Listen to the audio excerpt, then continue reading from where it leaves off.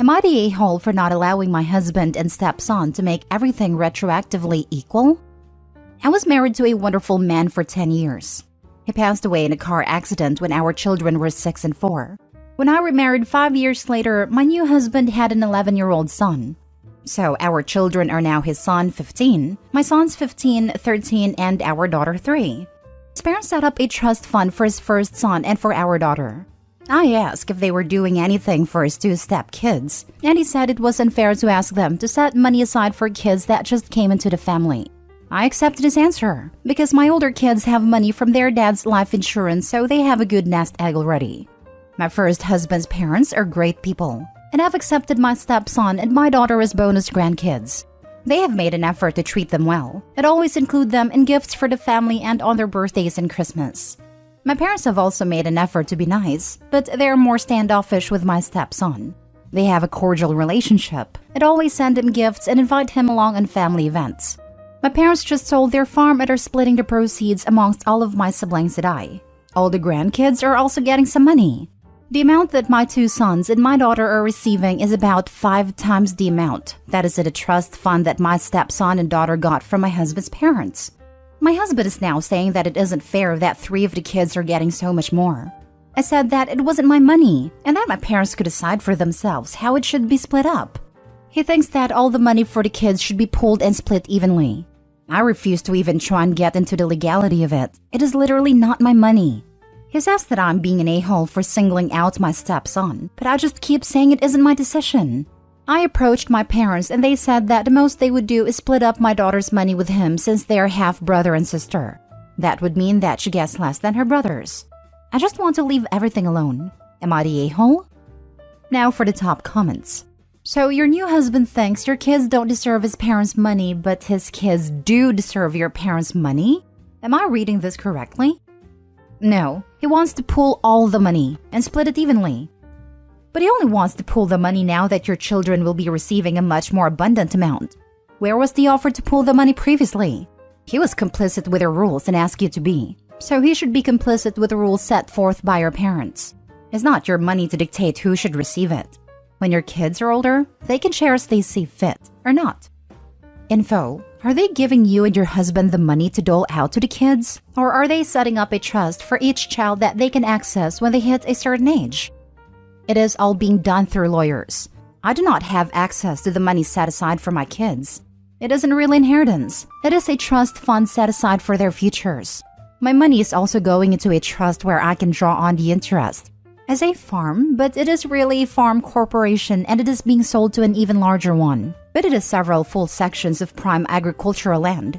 They are keeping like 1,000 acres and setting up a wildlife sanctuary with only family cabins on it. It is a big deal, but I just want it over. The point more becomes that it really doesn't matter what your husband thinks or wants if the 2 of you don't have access to the trust. As in, you're not trustees. Does it suck? Kinda, yeah. Blended families have challenges, and this is one of them. But he needs to look in the mirror and rationalize how it was okay when it was his kids getting money and now it suddenly isn't. But ultimately, it doesn't matter since the only ones that can make changes are those in charge of the trust. Not the a-hole and big red flag about hubby. He's moving the goalposts here. He told you that your kids would be shafted in the deal from his folks and expected you to be okay with that, which you are. But now that the son is being shafted by the deal from your folks, it's suddenly not fair? Not how it works, bro. Next story. Am I the a-hole for letting my stepdaughter spend a night in jail instead of bailing her out right away? My wife, 38 female, and I, 39 male, have been married for 6 years. We have 2 kids, 8 and 5. My wife also has a daughter, Mary, 18, from before we got together. Mary's in her senior year of high school and lives with us. She will go see her bio dad 2 weekends a month, but due to her extracurricular activities, it is not always an every other weekend thing. Since bio dad lives about 2 hours away, Mary works out times with her dad for her to visit him and she drives herself there. This past weekend, my wife took our 2 younger kids to visit her sister who lives about 3 hours away. Before my wife left, Mary told us that she was going to visit her dad that weekend. I was going to stay home to get some work done on some home projects that had been neglected over the holidays. So on Friday, after everyone else had left, I kicked back and took advantage of the very rare opportunity of having an empty house to myself. I bought a nice bottle of bourbon, visited our local dispensary, and bought myself a nice big steak. About 3 a.m., I was awoken by a phone call. Any parent knows that a phone call at that time of night is a nightmare situation, so I immediately answered. It was my wife, and she told me that Mary had been arrested and had just called her from our local jail. Apparently, she lied about going to her dad's house and had instead attended a party. The party got busted and Mary panicked and tried to run. Of course, the cops caught her and arrested her. My wife said that the police would allow me to go get Mary right away instead of keeping her in jail. I told my wife that I had been drinking earlier and was probably not safe to drive, let alone drive to a police station. I told her that I would pick Mary up first thing in the morning. My wife yelled at me for being irresponsible by drinking to that point in case of an emergency. I told her that I was home by myself, and everyone else in the family was supposed to be hours away, so I essentially had zero responsibility for anyone besides myself. She eventually calmed down enough to see my side. The next morning, I went and got Mary right when I woke up. When I saw her, it was obvious she had been crying a lot, and she didn't say a word to me on the way home. She immediately went to her room when we got home and didn't come out the entire day. The next day, when my wife got home, Mary was still in her room. My wife talked to her and then came to talk to me. She told me that both her and Mary are disappointed in me that I made her spend a night in jail instead of getting her right away. She said Mary is traumatized by the whole thing. I told her good, maybe next time she won't lie and do stupid things.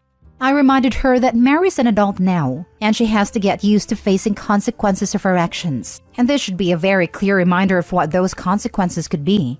My wife said that the lesson could have been made without making her spend a night in jail. Arrested for what?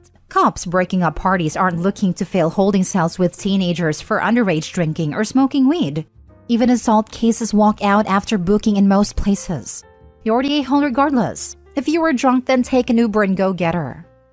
They charged her with underage drinking, resisting arrest, and disorderly conduct. We are looking into a lawyer because I expect we can get some of the charges reduced or dropped completely. We live in a smaller town, population is under 10K, and we don't have Uber here. Not the a-hole. I don't see any part of this situation that would be improved by you showing up drunk and hide to a police station in the middle of the night. This comment is all that's needed. I don't know where OP is. But in Canada, while it is legal, you still can't drive under the influence of cannabis, let alone alcohol. This is a recipe for disaster for the both of them. Exactly. Wife's disappointment is so misplaced. She sees OP's side, but still wants the outcome to have been different. That's not an OP. Not the a-hole. If she was so traumatized by spending the night in jail, then why didn't your wife contact her actual father after you told her you were not sober enough to drive down to bail her out? Surely 2 hours away is not far when his daughter was in jail. Right? Like, where is Biodad in all of this? Next story.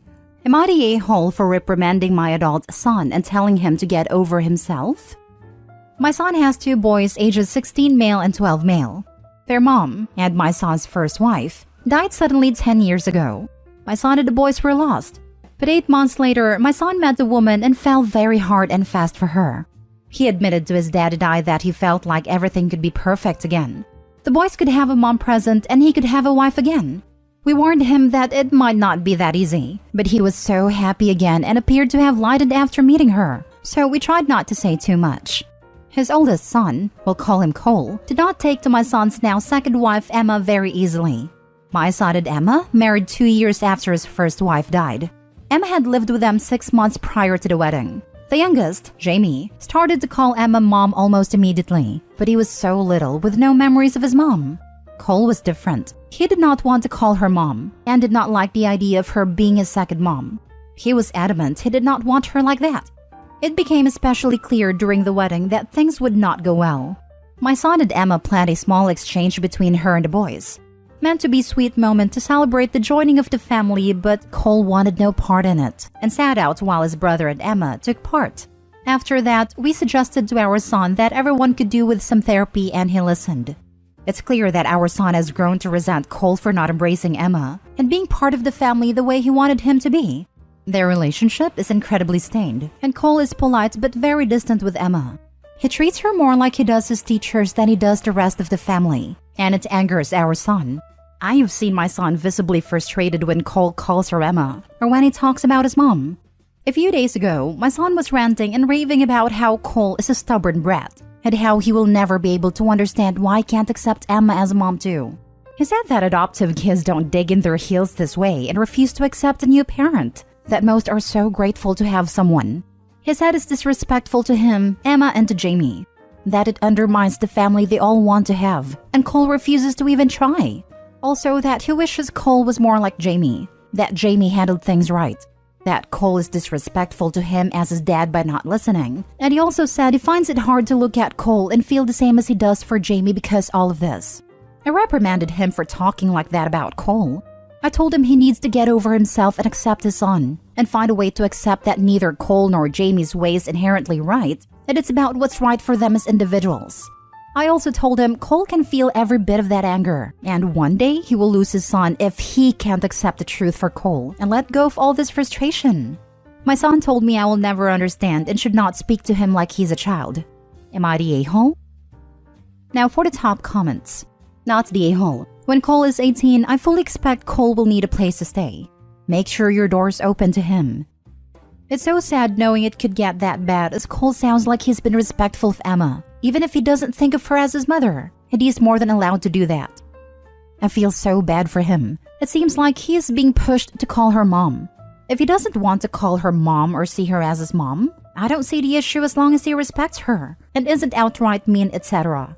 And if we are being honest, when kids are that age, when you push them to do something like that, it will just make them rebel more.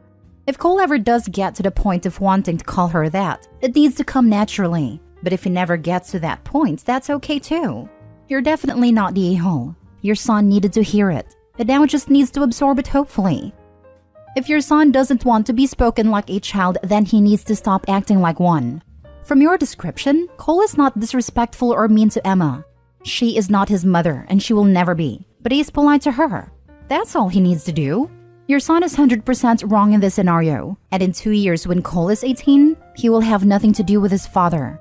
You stood up for your grandson. Looks like you are the only one in his corner. Not the a-hole. Children play pretend, and Opie's son is expecting Cole to pretend he never had a mother apart from Emma. That's pretty childish. Last story. Am I the a-hole for driving off when I saw that my fiancé brought her kids to our trip and told her that she was the one who ruined it? For months, my fiancé was busy with her kids and work, so she wanted us to go on a couple's trip, and I promised to make it happen this month. She was supposed to leave her kids, 4 and 7, with their father, but he had a death in the family and had to travel towns away. I went to pick her up on the day of the trip, but was surprised to see my stepkid standing there with her. I was confused, till she told me about the situation her ex had. I asked what she was supposed to do with the kids, and she suggested we take them along. I refused, and reminded her of the kind of trip we planned. She said circumstances change, and she can't leave them behind nor find a babysitter so fast. I decided to just cancel, but she begged me not. I just proceeded to drive off, and the trip got cancelled and I went home. She left me some texts, basically blaming me for what I did, but I responded that she ruined the trip when she decided to bring the kids. She said those are her kids, and I shouldn't expect her not to prioritize them, which I respect, but that wasn't the point. Long story short, we had a fight and she is still upset with me and refused to answer my call or open the door for me. Am I the a-hole for how I reacted? Everyone sucks here. When you have kids, things can come up unexpectedly. You're going to need to accept that. The reason I say everyone sucks here is because she should have communicated with you as soon as she knew she'd have the kids. She shouldn't have waited until you showed up, ready to go off on a trip for 2. Together, you two could have decided how to handle things. But you also didn't need to react like that. I wouldn't want my young children around an adult who acts like he is taking his ball and going home. My immediate thought was, why didn't she tell him prior to him showing up ready to leave? She completely blindsided him, so I can understand him being upset. Did he react the right way? No. He could have civilly communicated and canceled the trip. But she could have also communicated the situation better. Exactly. Which makes it an everyone sucks situation. Except the kids, of course. I feel the worst for them. Can you even imagine? Sucks for them. But to add another level to all of this, I want to know who was footing the bill. He states he planned it. So is the full expense on him? If so, then was she expecting him to cover the additional cost for the kids?